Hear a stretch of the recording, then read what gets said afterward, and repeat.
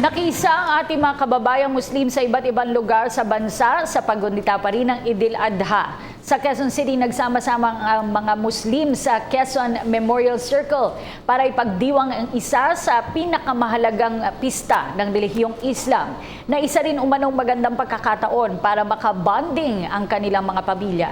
May ulat si Julius de Samburon.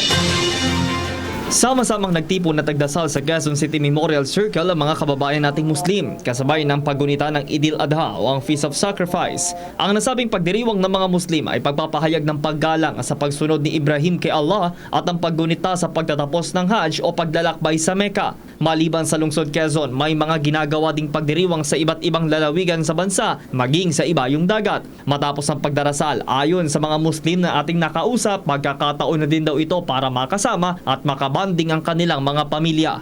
Binabati ko lang lahat ng mga kamusliman. Assalamualaikum sa lahat ng mga kamusliman sa buong mundo. Inshallah sa mga kapatid namin, itong pagtayo natin sa Idul Adha, sana maulit-ulit ito. Suportado naman nila ang panawagan ni ARMM Governor Mujib Ataman sa tropa ng militar at Abu Sayyaf na hayaan ng mga Muslim sa sulok na malaya at matahimik na maidaos ang Idil Adha. Gayon din ang mga magagandang programa ng Duterte administration. Dapat itigil lang yung mga gulo. Yung itama natin yung tama.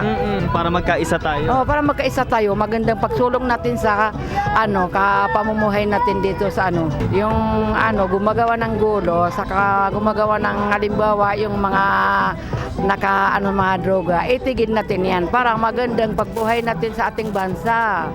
Sa ilalim ng Republic Act 9849, itinakda ang ika-12 ng Setyembre na regular holiday bilang paggalang sa Idil Adha at pagtibayin ng pagsasamahan ng mga Filipinong Muslim at Kristiyano. Para sa PTV News, Julius de Samburon. Hi, ako si Ria Fernandez. Mag-subscribe na sa PTV YouTube channel. I-click lang ang subscribe button.